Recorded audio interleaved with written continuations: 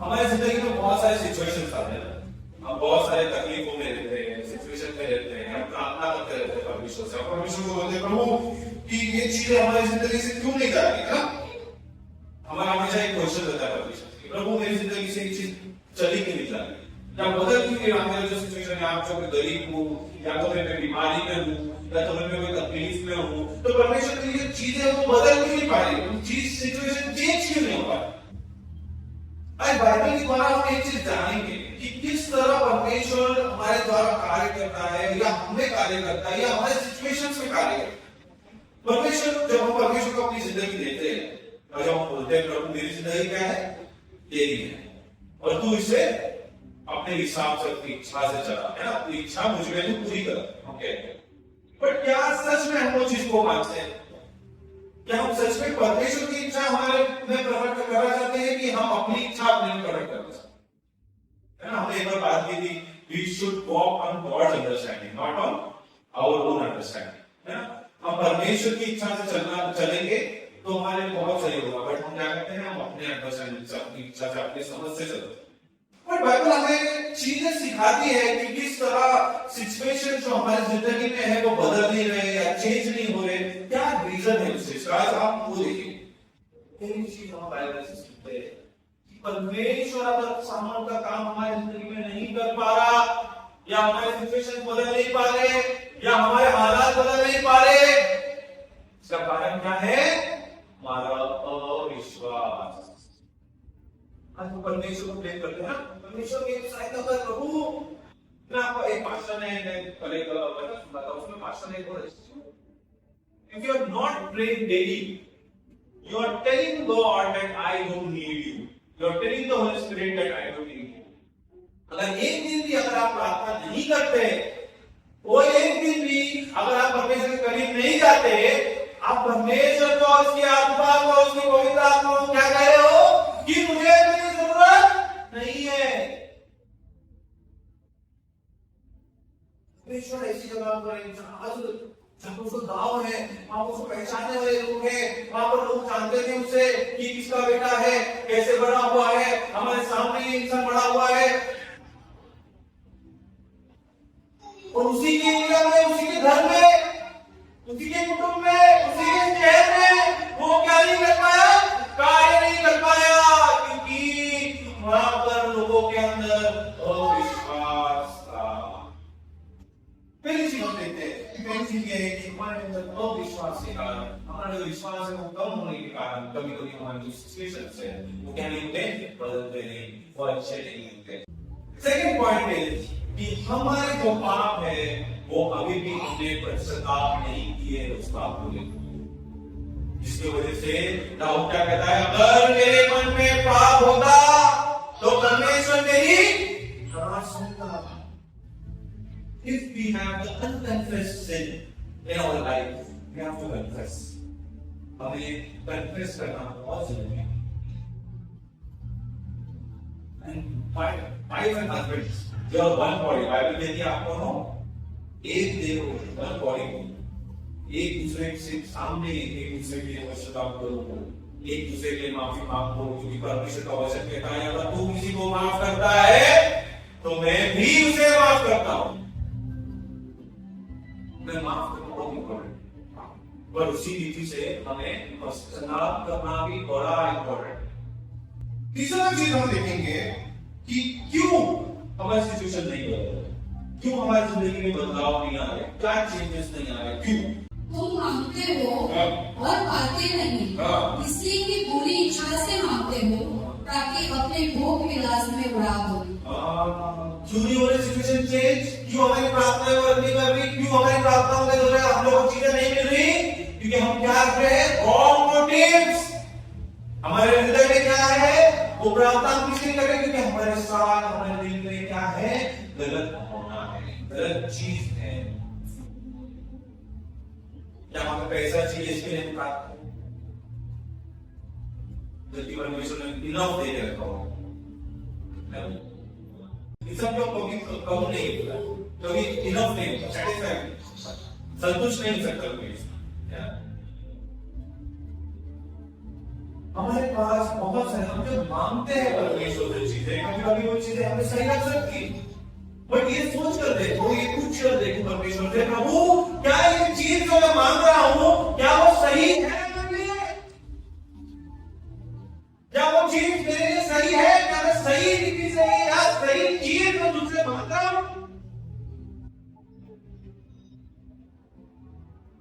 क्या मुझे और कुछ करना चाहिए? थर्ड थिंग हम लोग देखते हैं कि हमारे दिल की जो रॉन्ग मोटिव्स है, जिसकी वजह से हमारी प्रार्थनाएं जो क्या होगी प्रभु की। चौथा चीज क्या अपनी जिंदगी में सिचुएशन चेंज नहीं हो रही, उसका अर्थ ये है कि परमेश्वर आपको कोई चीज सिखा रहा है। जब तक आप वो चीज नहीं सीखोगे तब तक वो चीज नहीं जाएगी आपकी जिंदगी से। मैं आपको एक एग्जांपल दे रहा हूँ कि मेरे दादाजी को कैंसर और लोग सिटी हॉस्पिटल में थे, टाटा हॉस्पिटल है दादा सबसे बड़ा हॉस्पिटल कैंसर का। तो हम लोग वहां पे थे, जो एडमिट थे, तो मेरा नहाना खाना सोना सब वहीं पे था। तो एडमिशन के जो पहले ना क्यों प्रोसेस होते थे, डॉक्टर चेक करते हैं, ये करते हैं, तो हम लोग सुबह 5 बजे यहाँ से निकलते थे और डॉक्टर के पास हमारा नंबर 2 बजे आता था। और इतना लाइन होती थी, इतना टाइम लगा, वो भी वो मेरे अपने लीव में काम करके वो आगे नहीं चाहिए तो वो अंदर आके बात कर लेती, तो फिर सब लोग पूरा कर देते। मेरे अंदर पेशेंस नहीं था, बिल्कुल भी नहीं। मैं बोला और क्यों गुस्सा था कि मैं क्या कर रहा हूँ, ना तो चलो यार नहीं करते थे, और मैं डॉक्टर लोगों से सलाह कर रहा हूँ साथ फिर मेरी प्रभु क्यों मेरे साथ ऐसा क्यों? मैं यहाँ पे बैठा रहता हूँ सुबह से लेकर शाम तक, मैं तो बैठा रहता हूँ, मैं क्या करूँ प्रभु जिससे ये चीज बदल जाए? आपको पता है मैंने क्या किया? मैंने खाली ना मेरे फोन लेके आता हूँ, तो फोन पे बाइबल आया, तो बाइबल आया मैंने स्टार्ट किया मैथ्यू से वापस से। तो जब मैं मैथ्यू स्टार्ट किया पढ़ना, तो मुझे पता ही नहीं चलता था कि कब 5 से लेके दोपहर हो गई, दोपहर से लेके शाम हो गई, है ना? और जब मैं अजों के साथ 15 दिन वहां पे एडमिशन में जाने वाला था, ऑपरेशन हुआ था जब वहां पे, तो वहां पर मेरे को बिल्कुल भी बोल रहा था, मेरे जो न्यू पेशेंट है वो खत्म कर दिया। तब मुझे रियलाइज हुआ कि परमेश्वर मुझे पेशेंस सिखा। हमारे जिंदगी में बहुत सारी चीजें जो बदलती नहीं है, वो क्यों नहीं बदल रही? Because God is teaching us something in our life. किसी को एंगर इश्यूज है, तो आपको क्या लगता है एंगर इश्यूज में परमेश्वर सब जितने भी लोग आपको दुख दे रहे हैं या फिर जो गुस्सा दे रहे हैं उनको निकाल देगा परमेश्वर? नहीं, उनका और ज्यादा आएगा, क्योंकि आपको कंट्रोल करना सिखाएगा। और कहता है कि परमेश्वर कहता है कि एंड्योर करना सिखाएगा, सहन करना सिखाएगा। क्या करना है? फिर से पढ़ेंगे हम लोग वचन। केवल यह नहीं, अतः हम ऐशों में भी घमंड करें, यही जानकर कि ऐश से धीरज और धीरज से खरा निकलना और खरे निकलने से आशा उत्पन्न होती है। धीरज से क्या निकलता है? क्या उत्पन्न होता है? आशा उत्पन्न होती है, रोग उत्पन्न होता है। कौन कहता है कि तुम क्या करो, अपने सिचुएशन पर घमंड करो, क्योंकि परमेश्वर तुम्हारे साथ है, वो तुमको नया कर रहा है, क्योंकि वो तुम्हें आशा की किरण देने वाला है। हमारी जिंदगी में ये चीज जानना बहुत जरूरी है कि परमेश्वर हमसे पूछो, परमेश्वर को प्रभु तू हमें क्या सिखाना चाहता है? प्रभु तुम्हारे में क्या सिखा रहा है? आज जो मैं सिचुएशन में हूँ, जो मैं आपका नाम सिचुएशन को बदलने के लिए और सिचुएशन बदल नहीं रही है, तो मैं क्या कर रहा हूँ? परमेश्वर क्या तुम मुझे क्या सिखा रहा है? ये जानना बहुत जरूरी है। 15 अगर आप देखें, वेटिंग फॉर गॉड्स टाइम, ये जो गॉड्स टीचिंग अस समथिंग, इसमें मैंने एक कल्पनी निश्चित बोला कि आपको पता है प्रभु यीशु मसीह जो परमेश्वर का बेटा है, जो इतना दया क्या हमें जो मौत से जीव मैं क्वेश्चन वो कैसे की बाहर का क्या करेंगे? प्रार्थना करेंगे तो कैसे की बाहर पर प्रभु यीशु से 3 बार प्रार्थना की, है ना? प्रभु यीशु से 3 बार प्रार्थना, और क्या थी उनकी प्रार्थना? क्या कि हो सके तो ये जो प्याला है मुझसे ले ले, है ना? ये एक ही प्रार्थना उन्होंने 3 बार, तो परमेश्वर ने वो चीज प्रार्थना का जवाब कैसे दिया? क्या जवाब दिया प्रार्थना? क्या उनका हुक्म ले लिया परमेश्वर? क्योंकि प्रार्थना तो वही थी ना,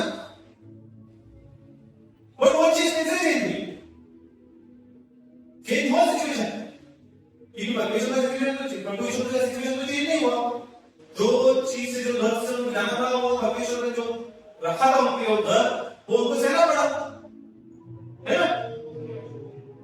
उनकी प्रार्थना में परमेश्वर ने उन्हें स्ट्रेंथ दिया, सामर्थ्य दिया कि वो जो परीक्षा से जाने वाले हैं, जो चीजें वो एंड्योर करने वाले हैं, वो क्या कर सके, वो सहन कर सके। कभी कभी आपकी प्रार्थना आपको चीजें नहीं देगी, स्ट्रेंथ की सिचुएशन को नहीं बदलेगी, बट वो आपको मजबूत करेगी, वो आपको स्ट्रेंथन करेगी, वो आपको सामर्थ्य देगी कि आप जो कोई भी सिचुएशन में आए, उस सिचुएशन में आप प्रभु यीशु के साथ चल सकते। एक बहुत अच्छा वर्ड है, delay is not a denial. अगर आप कोई चीज के लिए प्रार्थना कर रहे हो या सिचुएशन के लिए प्रार्थना कर रहे हो और आपको कहीं पे रुकना पड़ रहा है कि ये बदल नहीं रही है, ये चीजें मिल नहीं रही है, ये चीजें चेंज नहीं हो रही है मेरी जिंदगी में, तो वेट फॉर गॉड्स टाइमिंग। परमेश्वर के वक्त के लिए रुको कि परमेश्वर तुम्हारी जिंदगी में कार्य करे। अब आप दूसरा क्या कहता है, वापस आप दूसरा तीसरा वचन क्या कहता है, सोच पड़े। क्योंकि इस दर्शन के बाद, क्योंकि इस दर्शन के बाद नियत समय में पूरी होने वाली है। नियत समय में, किसके नियत समय? हमारे की परमेश्वर। हम अपने नियत समय में इच्छा रखते हैं, चीजें तो नहीं, पर परमेश्वर का वचन कहता है कि उसके नियत समय में ये दर्शन की जो बड़ी बात है वो आपकी जिंदगी में क्या होगी, पूरी। इसमें धोखा न होगा। ये विलंब से आएगा, ये चीजें जो आपने मांगी है परमेश्वर से, इसमें टाइम लगेगा, पर इसमें क्या नहीं होगा, धोखा नहीं होगा आपके साथ में। चाहे इसमें विलंब भी हो, चाहे इसमें विलंब भी हो, तो भी उसकी बाट जोते रहना। तो भी उसकी बाट जोते रहना, क्योंकि वह निश्चय पूरी होगी और उसमें देर न होगी। Praise the Lord. क्योंकि वो प्रॉमिस है कि वो चीज पूरी होने वाली है।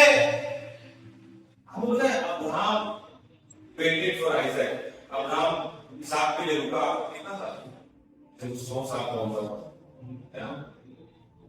उसकी बीवी को लगा कि अरे कैसा होगा, नहीं होगा, तो उसने हागार को लिया।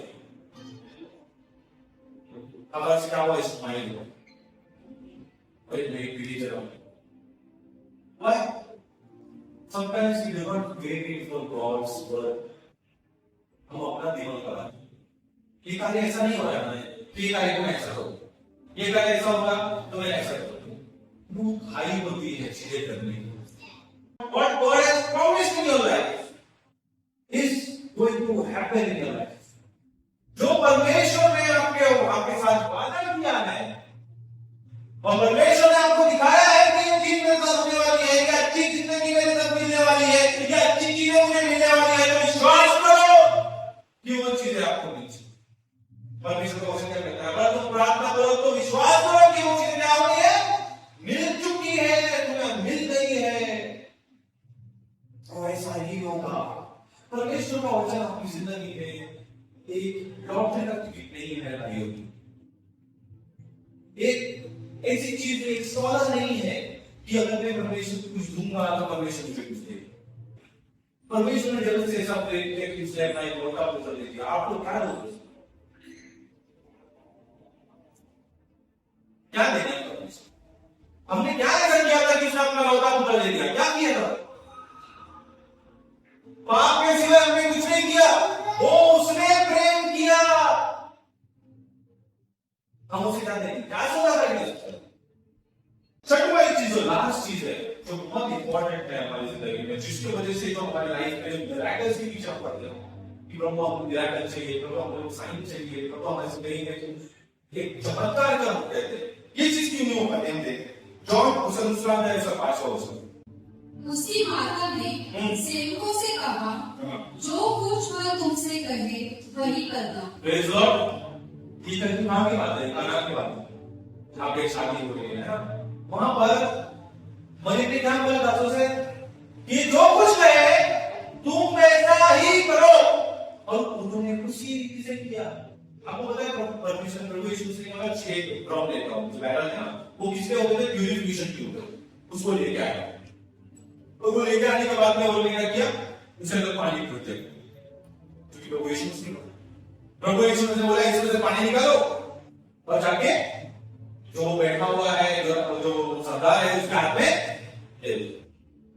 अब मुझे एक बात बताओ, अगर प्रभु यीशु मसीह हमें कहता, हम तो पहले से करते हुआ कि नहीं हुआ कि नहीं हुआ कि नहीं का, क्योंकि मैं नौकर हूं।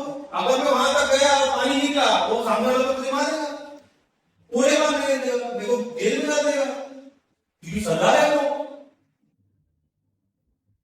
बस सेवकों ने ऐसा नहीं, सेवकों ने हर एक चीज ऐसा उसने कहा 100% उसी रीति से उन्होंने किया। हमारी जिंदगी में एक बड़ा इंपॉर्टेंट है भाइयों बहनों कि हम प्रभु यीशु मसीह के इंस्ट्रक्शन को फॉलो करें, वो जिस तरह से है। बाइबल में कुछ बातें ऐसी करते हैं ना कि वचन पढ़ेंगे, वहां पर लिखा है क्या करो, पहले तुम अपने भाई को माफ कर, फिर मेरे पास आ, तो तेरा दान क्या होगा, एक्सेप्ट होगा। हमारे झगड़े हैं चर्च में, हम एक दूसरे से नफरत करते हैं, कैसे हमारे दान पूरे हैं, कैसे हमारी चीजें पूरी हुई। इंपॉर्टेंट है हमें समझना। बाइबल जिस तरह से कहती है आपका मन से नहीं चलती, बाइबल फीलिंग्स के हिसाब से नहीं चलती। बाइबल जो है वो आपके फीलिंग्स के ऊपर नहीं चलती, बाइबल फैक्ट्स के ऊपर चलती। जुदास ने जीसस तीन फेज है, पता है? पहला फिजिकल पेन, दूसरा जो था वो था इमोशनल पेन, ठीक है, और थर्ड था स्पिरिचुअल पेन। फिजिकल तो आपको पता है, जो मारा गया। दूसरा जो इमोशनल जो पेन था, जो मेंटल और इमोशनल जो पेन था, जो उसके साथ रहते थे, जिन्होंने उसको मिराकल करते हुए देखा, जिन्होंने उसको लाशों से जिलाते हुए देखा, जैसे कि जुदास हो गए, पतरस हो गए, इन्होंने क्या किया, उसको धोखा दिया। आज हमें कोई धोखा देगा नहीं। परमेश्वर का वचन कहता है अगर तुम्हारे दिल में एंगर भी है तो ऐसा है कि तुमने किसी का मर्डर किया। इसलिए क्रोध मत रखो, एक दूसरे के पास जाओ, प्रेम करो, प्यार से जाओ। जीसस के साथ जुदास ने धोखा किया था, परमेश्वर ने क्या किया उसने? धोखा से क्या किया? प्रभु ने उसकी गाल पर चूमा। क्या हम अपने जिसे आपने धोखा दिया उससे कोशिश कर सकते हैं? परमेश्वर बोलता है सामर्थ्य परमेश्वर, मैंने तुझे सामर्थ्य दिया है क्योंकि मैं तुझ में मैं हूं। तू मेरा राजदूत है, you are the ambassador of Christ, you have to do the same thing. मेरे भाइयों बहनों, ये जो 6 बातें जो आज हमने सीखी, पहली चीज जो है कि हमें अपना फेथ जो है उसको बढ़ाना है, विश्वास को बढ़ाना है। दूसरी एक बात जो हमने सीखी कि हमें पश्चाताप करना है, रिपेंट करना है, हमारे जवाब है। तीसरी चीज जो है कि हमारे दिल में या हमारे समझ में कोई भी गलत विचार करके हम प्रार्थना ना करें, हमारे पास रॉन्ग मोटिव नहीं होनी चाहिए। फोर्थ चीज है कि हम लोग का परमेश्वर जो है हमारा कैरेक्टर बनाता है। परमेश्वर क्या कर रहा है? हमारे कैरेक्टर को बना रहा है और अच्छा कर रहा है, तलाश रहा है उस चीज को। पांचवी चीज क्या है कि परमेश्वर का जो वक्त है वो अभी तक आया नहीं है कार्य में। और छठी चीज क्या है कि टू ओबे क्राइस्ट, परमेश्वर को मानना है, परमेश्वर की बातों को मानना है जिस तरह से वो है।